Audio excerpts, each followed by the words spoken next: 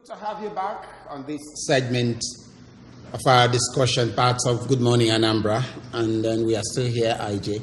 Yeah. Yes.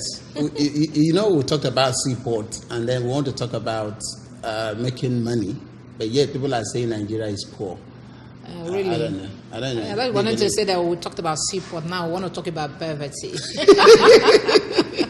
Well, I think poverty is the elder brother of being poor. Is that? You said that. I said that. However, welcome. What we want to talk about now is Nigeria and the world poverty ranking. Quite a good number of people said Nigeria is poor. I don't know how true is that.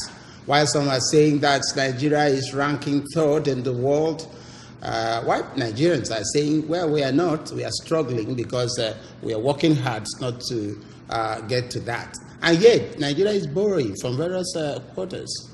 I don't know. So, to help us really talk about this, Nigeria and world poverty ranking, we have two professors in the house, starting with the lady, because they say ladies first. Professor Ngozi Ude is the Dean, Faculty of Arts, Chukwuemeka Odumegwu Ojukwu University, Igbariam. Prof, want to say welcome. Hi, viewer. Glad to have you there. Also, we have Professor Obikeze Obiajolo, also a lecturer at Chukwuemeka Odumegwu Ojukwu University, Igbariam. Prof, want to say welcome. Thank you. Good morning. I Nakwaija, two professors. No, he's the boss. Okay. Let's begin. Nigeria has taken over as a nation with the highest number of extreme poor people. That is what the report is saying. That before now, India used to hold the first position, both in population and also having the poorest set of people. And then people are still saying that Nigeria is poor. Theresa May, that visited Nigeria recently, said, well, Nigeria, over 80% of Nigerians are living there. So, how do we get there? Is Nigeria really poor? Prof, let me come from this side. Okay. Thank you very much. Well, this question is something that is not easy to go about. In the first place, what is poverty? How do we explain or define poverty? And that is the starting point. A lot of social scientists have tried to define poverty. From all indices, the economics have their way of defining poverty. But we know, we can just say that a poor person is somebody who cannot meet his basic needs of housing, feeding, and other basic needs. Some other people even believe that the distance between your bedroom and where you have convenience, that's your toilet, also is an indication of poverty. So there is no one acceptable definition of poverty. That is the situation. Whether Nigeria is poor or not depends on who is assessing Nigeria. Some people could assess it from any parameter and then come to a conclusion. So we cannot definitely agree that we are poor, but I know that there are signs that Nigeria is terribly poor. There are signs. Okay. Prof, what's your take on that? He has tactfully defined poverty, and then shifting it back to the very indices that shows that, yes, we are somehow poor. Do you agree to that? You see, there is a dichotomy between the two of us. Okay. He is a political scientist. I am a literary artist. Okay. So from the views of the literary artist, Nigeria is poor.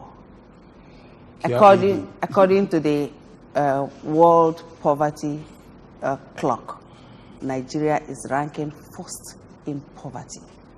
Oh, not even third? No, first, as at yesterday, in poverty, in the whole world. And every minute, every passing minute, 6 Nigerians are falling below poverty level. Every 1 minute, 6 Nigerians are moving down below poverty level. That is the world clock. poverty clock. Okay.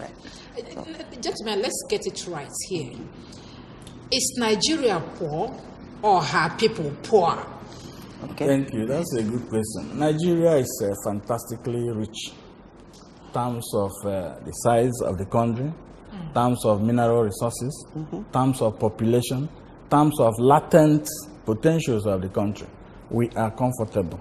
Nigeria is very rich because we have all that it takes to be rich, human and material resources. Nigeria is rich because we are blessed by God. We don't have disasters that are of monumental quantum. But the citizens are poor because of some factors which we may, with time, divulge. I think there's a problem somewhere. Seriously. How can the citizens of a rich country be poor, Prof? Okay. There are various factors. To that, I will put it to the two stakeholders involved here: the superstructure and the base, the government and the people. We don't lay the blames only on the government. There are so many factors leading to poverty in Nigeria. As a matter of fact, 87%, 87 million Nigerians are living below extreme poverty level. The first factor is bad governance.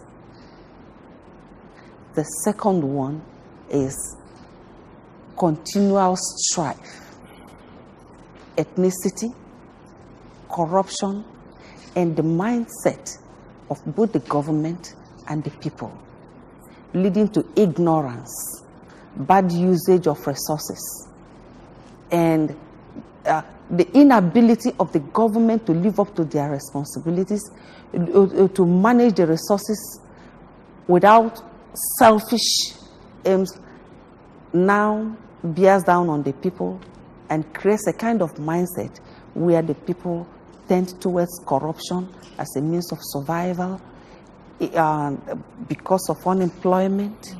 And I mean, the whole society becomes a kind of quagmire where the struggle for survival means doing anything that will put a shelter on your over your head, clothes on your body, irrespective of how you come about it. A whole lot of issues. A whole lot of issues. Now it's like we've actually drawn a very big line showing that, yes, Nigeria as a nation is not poor, Okay, sure. but individuals. Sure. And then we're also blaming government. Who is this government, if not us?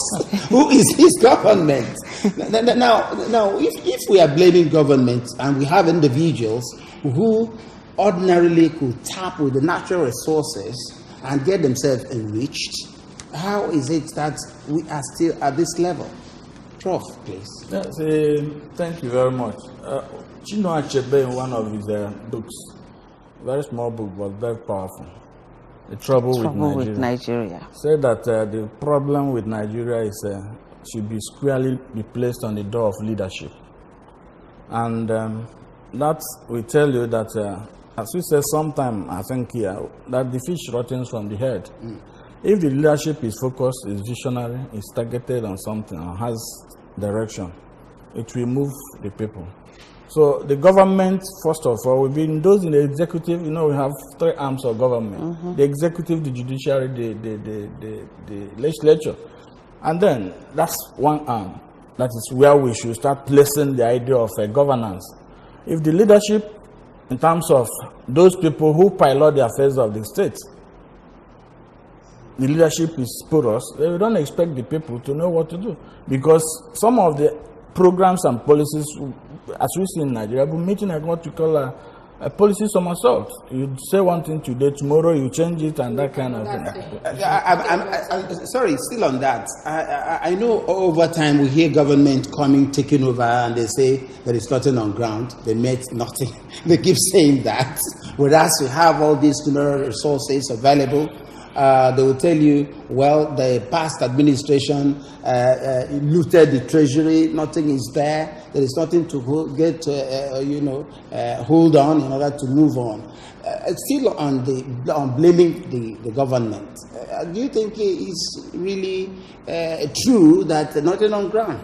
Well, it depends on what they mean by nothing on ground. Remember in 2015, when the government came in, I mean this present government of Buhari came in at the center, they said there was no money. But within some time, they started giving bailout money to governors who were owing some of their state public servants. And so if there was no money, how did they raise the money to give them bailout fund? So it depends on the idea they had in mind before coming into office. Okay, let me now come to you, Prof. Ude. Some social critics say that there's no poverty in the land. That is the ruling class that are creating artificial poverty so that they could establish their selfish interest and then using the poor to achieve that. Okay, like what happened during the elections. Mm-hmm. They will buy your vote at 2,000 naira, 4,000 naira. And people are willing to do that because they are poor. There's no food in the house. Hunger. So, is this true? That is the stark reality of our country. The poor are made to remain poorer, are made to continue to get poorer, so that the rich will continue to feed on the blood of the poor. That's just the stark reality of what we are facing, irresponsibility of the government. You've just asked a question, why is it that each government will blame the previous? It's insincerity, gross insincerity, gross irresponsibility. And it bears down on every factor. It runs round, all through the rubrics of the society. Because the poor, there is this survival instinct in man. The poor must survive. No one wants to die. So when you bring 2,000 naira to buy somebody's food, the person will look at the immediate use of that 2,000 naira because there is hunger biting him. He will want to assuage the hunger first. And that is the bad method these people are using to enslave the society. It is wrong, it is bad, and it is placing our nation on a keg of gunpowder. Because one day, this poor will react. One day they will react. Definitely. Can we take a look at what led to this condition? We know that governments in the past ended up borrowing more money, and the International Monetary Fund actually will say, if you need, we'll give you. And I know the popular adage will say, one who goes a borrowing goes a sorry every day. Could we attribute it to this borrowing syndrome in this successive administration? Well, it's one of the factors. One of the factors. There are so many other factors that could combine to place us where we are today. Okay, can we get at that? There are a lot of them. One is the issue of greed. Squandermania, consumer mentality. We consume what we don't produce and produce just some of the things we just export. That's part of it. You now see the issue of electricity. Where you don't have electricity, how do you produce? There are people who need electricity to work throughout the night and morning and day. And when some people are out of job, how do they feed their families? There's the issue of ethnicity and nepotism, where people who deserve and who merit certain things are not given, but because they are from one section of the country. There's the issue of conflicts. There's the issue of a lot of factors brought us to where we are. A lot of factors, and I don't know where it's taking us to. Because I know that before the inception of this present administration, Nigeria is judged as one of the fastest growing economy in Africa, and being followed by South Africa. But just 1 or 2 years into this administration, we slacked into recession. So what is the problem? Well, Professor Charles Nolim said it is kleptomaniacy on the part of the ruling class. That is what he called it. Because when you have taken enough money for yourself, you now want to keep for your children and your great-grandchildren. And I mean, it's madness. There's another issue on that. Okay. You know, when Buhari came in, he went overseas, he thought he was advertising the country. And then he himself said Nigerians were very corrupt.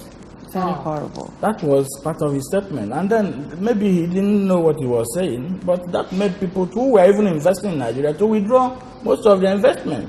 So if your country is corrupt, why are we coming to invest? What am I doing here? So that was the negative aspect of it. And then it took him so many months to appoint ministers. For him, he said also, I should quote, that ministers are noisemakers, and then why should he bother himself? For 6 months, people were not in charge of the ministries. So a lot of factors combined to place us in recession, which you have just mentioned. So we've been trying to regulate. The issue of fastest economy, I don't know. I just, when I was starting, I said the issue of statistics, we use it to just deceive. We are fastest, but even at that time, people were still poor. People were poor, very poor in Nigeria. But not as poor as we are now. Well, I don't know how you got Yes, because Theresa May is 80%. You said 87%. 87. Theresa May just visited, said it's 80%. You know, just to be fair to government, the population is growing. Sure. Okay, at least Nigeria is ranking number 7 in the whole world, the most populous nation. And could it be that Nigeria is giving birth to children they cannot take care of? Is it part of the reason why we are experiencing this kind of poverty? Well, you know, a lot of problems could cause that. When people are poor, the tendency is for them to stay together. That's the man and woman. And then, what do you expect them to do? And then, that's one point. Then the other one. Sorry, let's see who is here. Okay. Hello, good morning.